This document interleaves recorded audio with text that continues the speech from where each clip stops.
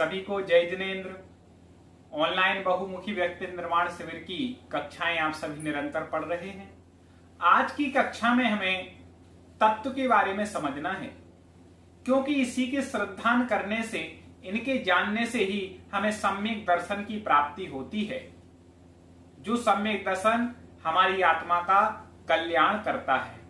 तो वह सम्यक दर्शन कैसे प्राप्त हो, तो कहा हमें 7 तत्वों का यथार्थ श्रद्धान करना ही सम्यक दर्शन है। वो 7 तत्व कौन कौन से हैं? तो सबसे पहले हम समझते हैं कि तत्व क्या है। तत्व, ठीक है, तत्व मतलब वह भाव, मतलब जिस वस्तु का जो भाव है वही क्या है, तत्व है। आपको ये परिभाषा विस्तार से कभी संक्षेप से बात करें समझेंगे। आप ये भी परिभाषा याद रख सकते हैं कि जिसको जानने से, श्रद्धान करने से हमारी आत्मा का हित होता है, वह क्या है, तत्व है। तत्व कितने होते हैं? तत्व 7 होते हैं। कितने होते हैं? 7। कौन कौन से? पहला जीव, अजीव, आश्रव, वंध, संवर, निर्जरा, मोक्ष। ठीक है, 7 तत्वों के आपको नाम याद करने हैं, परिभाषा याद करनी। फिर से जीव, अजीव, आश्रव, वंध, संवर, निर्जरा, मोक्ष। जीव तत्व क्या है? जिसमें चेतना पाई जाती है उसे जीव कहते हैं। अजीव किसे कहते हैं? जिसमें चेतना नहीं पाई जाती है उसे अजीव कहते हैं। अभी हम आपको बहुत अच्छे अच्छे 2 उदाहरण देंगे, तो आप उनको सुन करके 7 तत्व आसानी से समझ जाएंगे। ठीक है, तो जीव क्या है? जिसमें चेतना पाई जाती है। चेतना मतलब आत्मा। ठीक है, तो जैसे अपन सब कौन है? जीव, क्योंकि अपन में चेतना है। ठीक है, ये पुस्तक रखी हुई है, ये क्या है? अजीब, क्योंकि इसमें चेतना नहीं है। ये पुस्तक जिनवाणी रखने का स्टैंड है, इसमें भी चेतना नहीं है, इसलिए क्या है? अजीब है। तो जिसमें चेतना मतलब आत्मा पाई जाए वो जीव है, और जिसमें नहीं पाई जाए वो अजीब है। 2 बात आप समझ गए। फिर तीसरा तत्व है आश्रव। आश्रव किसे कहते? आश्रव मतलब आना। तो राग द्वेष आदि परिणामों के कारण कर्मों का आत्मा में आने के द्वार को क्या कहते हैं? आश्रव। ठीक है, या कर्मों के आने के द्वार को क्या कहते हैं? आश्रव। किस कारण से कर्म आते हैं? राग द्वेष जो हम करते हैं उसके कारण हमारी आत्मा में कर्म आते हैं। तो कर्मों के आने को द्वार को क्या कहते हैं? आश्रव कहते हैं। ठीक है, फिर बंध किसे कहते हैं? आए हुए कर्मों का आत्मा के साथ दूध और पानी की तरह एक मेक हो जाना, मिल जाना। मतलब कर्म की जो पुद्गल की जो वर्गणाएं थी वो कर्म रूप परिणत होकर के आत्मा में आ गई, और आकर के आत्मा में बिल्कुल क्या हो गई? घुल मिल गई, बंध गई आत्मा के प्रदेशों के साथ। तो भाई क्या हो गया? वंध हो गया। ठीक है, फिर संवर किसे कहते हैं? संवर मतलब कर्मों का आना रुक जाना संवर है, या आश्रव का रुकना संवर है। जो पुद्गल की वर्गणाएं कर्म रूप परिणत होकर के आत्मा से बंध रही थी, उनका आना क्या कर दिया? रोक दिया। तप इत्यादि के द्वारा उसको रोक दिया, कर्मों के आश्रव को। तो वह क्या हो गया? संवर हो गया। अभी थोड़ा कठिन लग रहा होगा, अभी उदाहरण समझाएंगे तो पूरा दिमाग में बैठ जाएगा। ठीक है, संवर। तो आश्रव क्या? कर्मों के आने के द्वार को आश्रव कहते हैं। कर्मों का आत्मा के साथ, आत्म प्रदेशों का और कर्मों का एक में हो जाना वंद है। जो कर्म आ रहे थे उनका रोक देना, उनका आना रोक देना, आश्रव को रोक देना संवर है।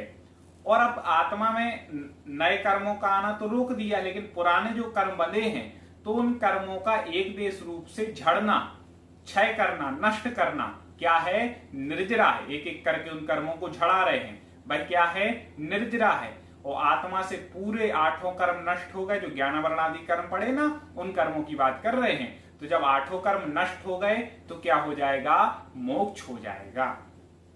जैसे मान लो कैसे होता है मोक्ष, हम बताएं। तो एक कोई साधु महाराज हैं, वो कौन है? जीव हैं।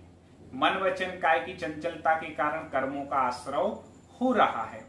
ठीक है, उनका शरीर क्या है? अजीब है। और जो वस्तुएं हैं, मान लो पेड़ के नीचे ध्यान कर रहे हैं, कहीं आसपास कुछ वस्तुएं पड़ी हैं, मान लो ध्यान में वो बैठे हैं, तो वो कौन है? जीव हैं। उनकी शरीर क्या है? अजीब है। अब उनके कर्मों का आश्रव चल रहा है।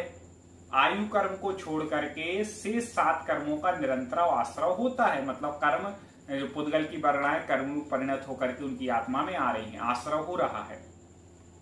कर्म की जो वर्णा है आत्मा के उसमें बंध भी रही है, बंध भी हो रहा है। अब वो क्या करेंगे, और विशुद्धि के साथ ध्यान में लीन होंगे, और जो नवीन कर्म आ रहे थे उनका आना क्या करेंगे, रोक देंगे। उनका आना क्या कर दिया, रोक दिया। अब के किसके द्वारा, तप के द्वारा। तप के द्वारा उन्होंने उस कर्मों का आना रोक दिया। फिर और विशुद्धि बढ़ाई, और विशुद्धि बढ़ाई, और फिर उन्होंने क्या किया, जो पहले आत्मा में जो कर्म लगे हुए थे उनका झड़ाना शुरू किया, नष्ट करना शुरू किया। तो उन कर्मों को उन्होंने झड़ाया। पहले 10वें गुण स्थान के अंत में मोहिनी कर्म झड़ाया, फिर उन्होंने ज्ञानावरणी, दर्शनावरणी और अंतराय कर्म को झड़ाया। ऐसे उन्होंने कर्म को नष्ट किया। तो केवल ज्ञान प्राप्त कर लिया। फिर केवल ज्ञान प्राप्त करने के बाद जितनी उनकी आयु थी उतनी रहे। फिर अंतिम समय में अघातीय कर्मों को भी झड़ा दिया। तो पूरे कर्म एक एक करके क्या कर रहे हैं, कर्म झड़ाते जा रहे हैं। तो वो क्या है, निर्जरा है। वह क्या हो गई, निर्जरा हो गई। अब नए कर्म उनने बंधना रोक रहे हैं, नए कर्मों का बंध रोक रहे हैं, और क्या करते जा रहे हैं, निर्जरा करते जा रहे हैं। तो वह निर्जरा हो, जब पूरे कर्म आत्मा से झड़ जाएंगे तो मोक्ष हो जाएगा। अभी भी समझ में नहीं आई हो तो कोई दिक्कत नहीं, तत्व तो है, आसानी से समझ में नहीं आते, लेकिन आप समझें, उदाहरण से समझें। जैसे आप लोगों ने बस में सफर किया है ना, तो बस को चलाने वाला ड्राइवर कौन हो गया, जीव। उसके अंदर चेतना है, तो भाई कौन हो गया, जीव। शरीर के अंदर आत्मा है, वह है जीव। शरीर तो स्वभाव से अजीब है, पुद्गल है, ठीक है। जितने भी पुद्गल हैं वो सारे अजीब ही हैं। अजीब के अंतर्गत ही पुद्गल आता है, ये हम पढ़ा चुके हैं आपको उसमें पहले, ठीक है। तो बस को चलाने वाला ड्राइवर हो गया जीव, बस क्या हो गई, अजीब। एक एक करके उसमें सवारी चढ़ रही हैं, भाई क्या हो गया, आश्रव। ऐसे शरीर क्या है, अजीब है, आत्मा जीव है, एक एक करके कर्मा करके बन रहे आश्रव। सब लोग बस में बैठ गए, सीटों पर बैठ गए, क्या हो गया, बंध, ठीक है। ऐसे ही जो कर्म है वह आत्मा से लग गए, भाई क्या हो गया, बंध। अब ड्राइवर ने कहा भैया टाइम हो गया, बस फुल हो गई, पैक कर दो, कोई नहीं आएगा, ठीक है। तो क्या हो गया, संबर, मतलब गेट बंद कर दिया, अब कोई बस में प्रवेश नहीं कर सकता। ऐसे जो कर्म आत्मा में बंद रहे थे उनको आना रोक दिया कि अब नए कर्म नहीं बंध सकते हैं। जैसे नए लोग बस में नहीं चढ़ सकते, तो भाई क्या हो गया, संबर, मतलब आश्रव का रुकना क्या है, संबर। कर्मों का आना रुकना क्या है, संबर।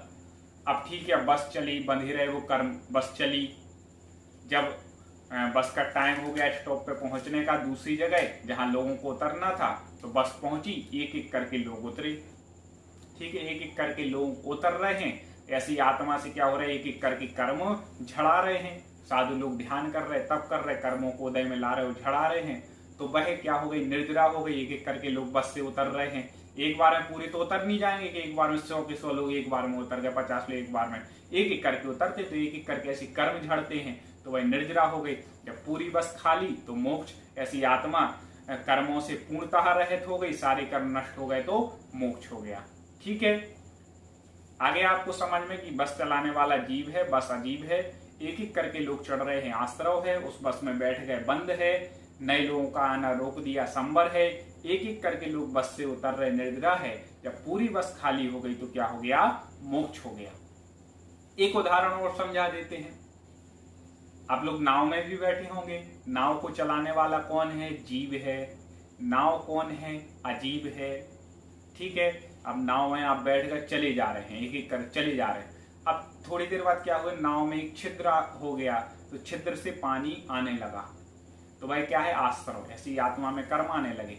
अब उन्होंने क्या करे, छिद्र हो गया, अब पानी आकर के भर गया, नाव में क्या हो गया, भर गया, तो क्या हो गया, बंद हो गया। उन्होंने कहा यदि पानी भरा रहा तो नाव डूब जाएगी। तो उन्होंने क्या किया जाए, तो उन्होंने कहा जहां से छिद्र है वहां पर कुछ लगा दिया जाए, उस छिद्र को बंद कर दिया जाए। तो उस छिद्र को उन्होंने क्या कर दिया, पानी तो भर गया था, उस छिद्र को अच्छे से उन्होंने बंद कर दिया। तो क्या हो गया, संबर, मतलब पानी नहीं आ रहा है, तो क्या हो गया, संबर। अब चूंकि नाव में पुराना पानी भरा है, पहले जो भर गया था वो भरा है, तो अपन ने क्या किया, उसको हाथ से धीरे धीरे ऐसे ऐसे निकाल रहे हैं। तो ऐसी आत्मा से कर्मों को धीरे धीरे झड़ा रहे। तो इस प्रकार से क्या हो गई, निर्जरा। पूरी नाव खाली तो मोक्ष, ऐसी पूरी आत्मा कर्मों से रहित तो कहां पहुंच जाएंगे? सिद्धालय मोक्ष अपन को प्राप्त हो जाएगा। तो इस प्रकार से हमें 7 तत्व को समझना है। 7 तत्व समझ लिए।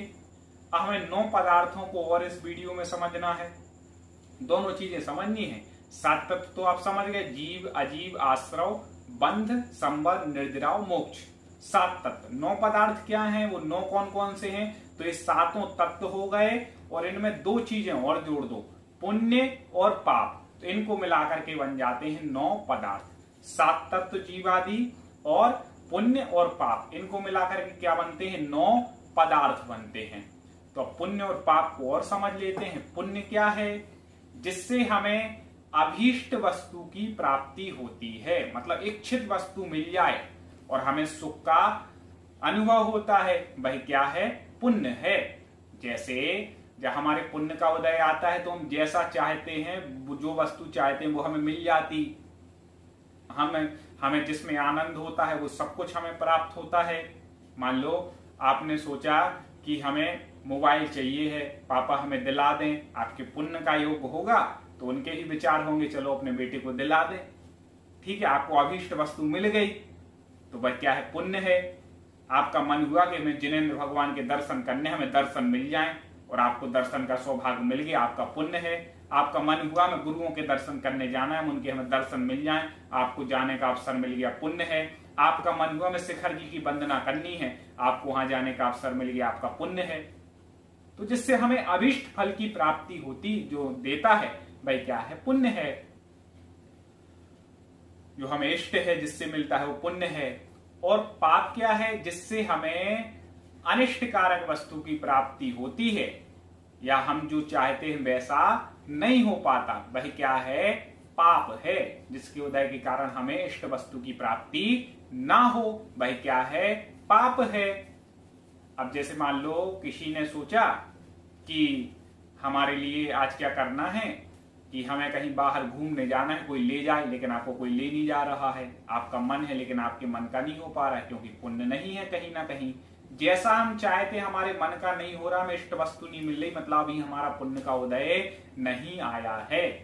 आपका मन है कि हम जाकर के महाराज जी के दर्शन कर लें, लेकिन आपको कोई साधन ही नहीं मिल रहा जाने का, तो अभी आपके पाप कर्म का उदय है कि आपके चाहते हुए भी आपके मन का नहीं हो पा रहा है। पाप कर्म कैसे बनते हैं? हिंसा, झूठ, चोरी, कुशील, परिग्रह, इन 5 पापों को करने से, मन वचन काय की बुरी प्रवृत्ति करने से, इन सब से पाप कर्म बनते हैं। तो उसका फल ऐसा मिलता है कि हमें जो चाहिए वैसा हमारे मन का नहीं होता। पुण्य कर्म कैसे बनते हैं? देव पूजा आदि करने से, भगवान के दर्शन करने से, गुरुओं की स्तुति करने से, उन्हें आहार दान इत्यादि देने से क्या बनते हैं? हमें पुण्य कर्म बनते हैं।